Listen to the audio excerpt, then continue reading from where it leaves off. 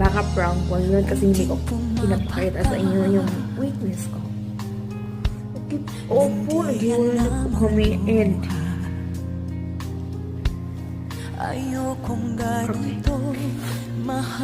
alam ko nga, kahit ita-try ko yung best ko na hindi iiyak sa harapan niyo, but you keep asking me, himulay na ba kami? Opo, hindi po yung prank. At kung magtatanong na ano ba yung kabigat, sobrang bigat naman po yung mga pinagdadaanan. Hindi ko naman pwedeng sabihin sa inyo anong dahilan kasi hindi naman siya mababaw. Sobrang na siyang mabigat na hindi na kaya.